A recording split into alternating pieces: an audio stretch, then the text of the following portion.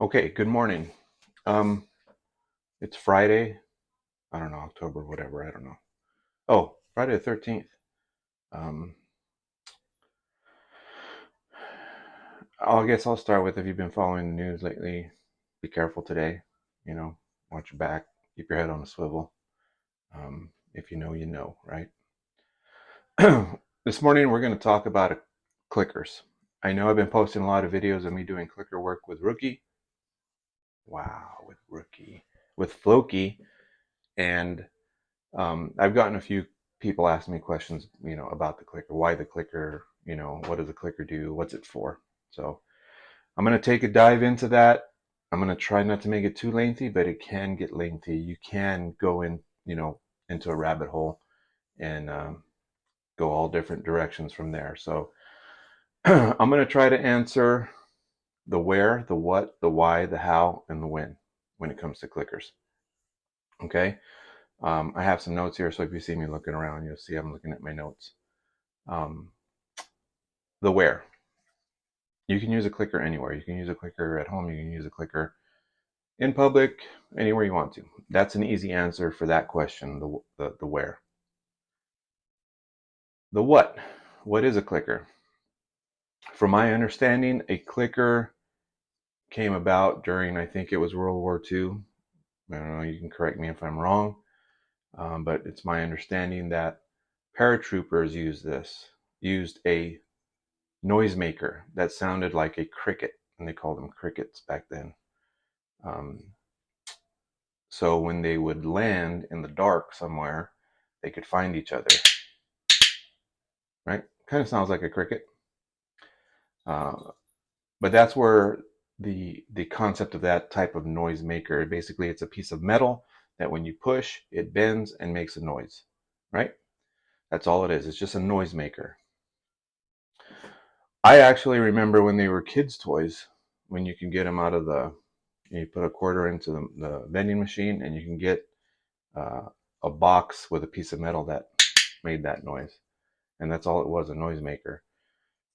You get one of those things, a noisemaker, some Chinese finger cuffs, a bag of water balloons, and one of those clackers, right, with the two cue balls that go back and forth that smash your hands. You got a pretty good weekend. So that's when we were kids. They don't make that stuff anymore. So it's a noisemaker. That's all it is. How it's used in dog training is a different story. Basically, it is a moment marker, or if you want to get technical and sciency, it's called a bridge. It bridges one thing with another thing. Okay. I like to call it a moment marker. You're just marking the moment of something that the dog is doing that you find to be desirable. That's all it is. Okay. Why? I like to use a clicker because it is a unique sound. You don't hear that sound a lot in your normal, regular environment. It is unique. It's by itself.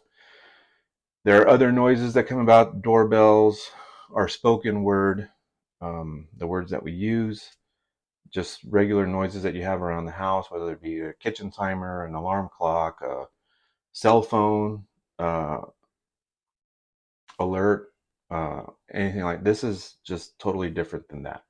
That's why I like to use it. Could you use a word as a moment marker? Yes, you can. A lot of people use the word yes or good. Some people use the word free. Um,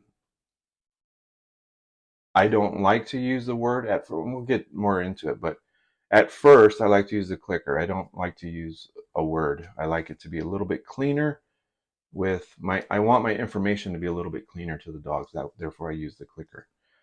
Um,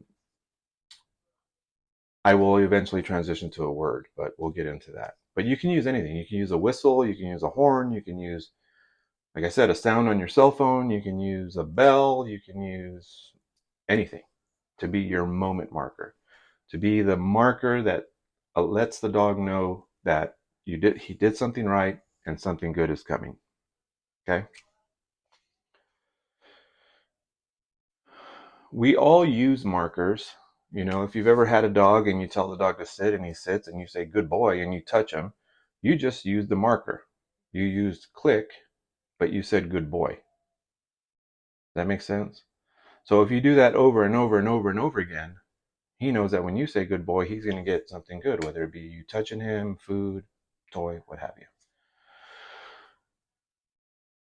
That's a little going into a little bit of how to use a clicker, but that's going to be the next question that we're going to cover is how.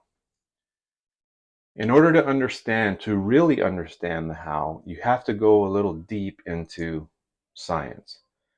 I'm going to try not to go too deep, but I am going to hit the surface of how we use clickers in dog training.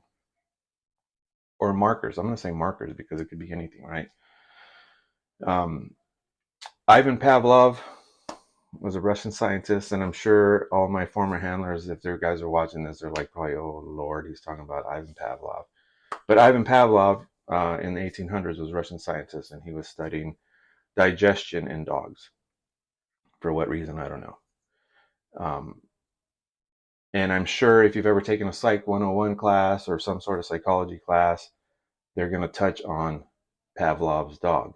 And I'm sure we've all heard that phrase, Pavlov's dog. What he found out was that if he pairs something that was previously neutral to the dog and he paired it with something good, eventually that thing that was previously neutral actually gave the dog some sort of physical reaction. In other words, Pavlov's dog, in a nutshell, he was studying digestion, and he started noticing that the dogs would start to salivate. So he would measure salivation in the dogs. And he noticed the dogs would start to salivate not only when the food arrived, but when his assistant started coming into the room to start administering the test, right? So what he did was he started, I think it was a metronome really, or a tuning fork or something like that, but we're going to say a bell. He started ringing the bell and then feeding him, ringing the bell and feeding him, ringing the bell and feeding him. And eventually what he learned is that when he rang the bell, the dogs would start to salivate, whether they got food or not. So the sound of the bell essentially became food in the dog's mind, right? The dogs had a physical reaction to the sound of that bell. You can compare it to humans, where when we're hungry and we get food, or we talk about food, or we see food, or we smell food, we start to salivate, right? Because our bodies start to get ready to digest food. If you were to pair something with that, if you're really hungry, you don't eat for 3 days, and you pair a sound or a light or a physical touch or something right before you get that food and you're starving, eventually over time, that thing that really didn't mean anything to you, the light, the sound, the touch, is going to make your body react as if you're smelling food. You're going to get food. I used to have an example that I would give the people that I was training, but it's totally not appropriate for video. But essentially, that's kind of what the clicker turns into. The clicker turns into food, and that clicker will create a physical reaction in the dog. Okay, that's what's called classical conditioning. Classical conditioning is totally different than operant conditioning, and we'll make a video on that later. But classical conditioning is basically something that was initially neutral or didn't mean anything to the dog. Pair it with something that means something to the dog, and the dog's going to react to that previously neutral stimulus as if he would if that thing was actually given to him. Make sense? So when you do it over and over, what's called in the dog training world charging the clicker, you're click and feed, click and feed, click and feed, click and feed, click and feed over time, right? So now when they hear this in their brain, that means food. Now what does this do for us?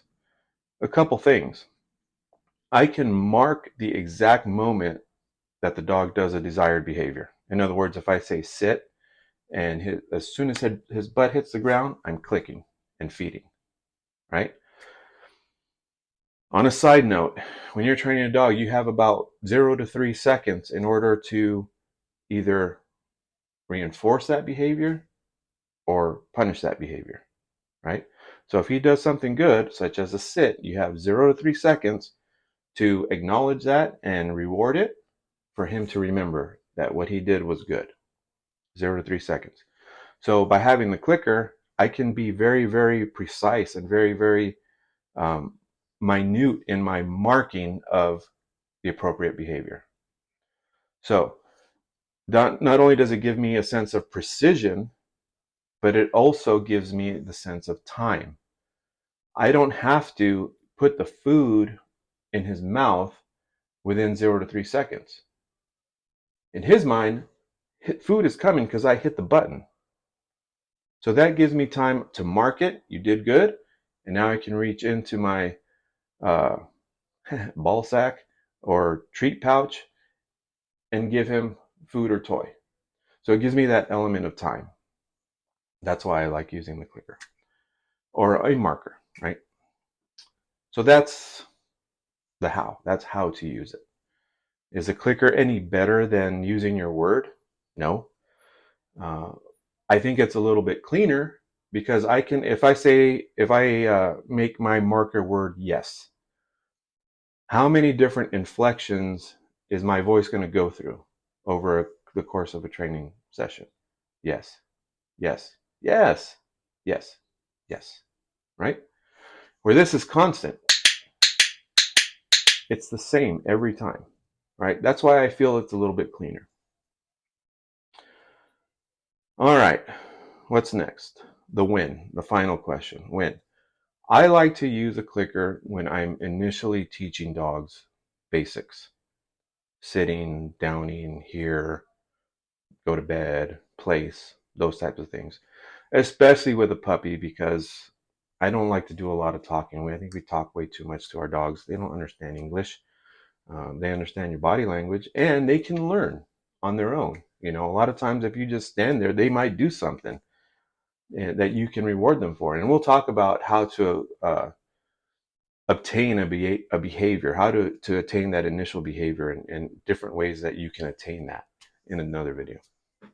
Because this one's already at 13 minutes. So I use the clicker when I'm training initial basic behaviors, and especially with a puppy. Now, as that puppy grows, I will eventually switch it to yes as my marker. I'm out and about. I'm not clicking and feeding. He does something good. I say yes, and I can give him a toy. I can give him food or whatever. But that's as they mature a little bit. The clicker, even though dogs, get older and become adults and mature, they'll still respond. If you start with the clicker, they'll remember that forever. I don't know if you guys, I made a video yesterday with Dingo. Dingo's 12 years old and he was responding to the clicker because he did it when he was a kid. When he was a baby. One caveat, if you're going to use a clicker or any sort of marker, because you classically conditioned it to something that the dog wants, i.e. food, if you click it by accident, like I just did a couple seconds ago, in his mind, he's getting food. You have to give him food, even if you made a mistake. It's not going to ruin things, right? But if you reach into your pocket and you click it and the dog's standing there, you might as well give him food because in his brain, you have conditioned it to mean food. It's a promise that food or toy or something good is coming. That makes sense? All right. So yeah, I as the dog gets older, I transition from clicker to a spoken word. I use the word yes.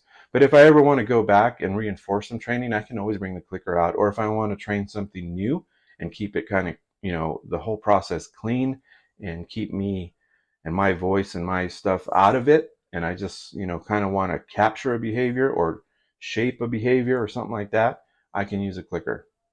You go to SeaWorld and they use whistles, right? And they give them food, right? The dolphins and the whales. So they're using mark for training too. We're using it in dog training as well. I've been using clickers since 2006. I like clickers, um, but there's there's other ways to do it. Not a big deal. It's what you prefer. I think that's it. Um,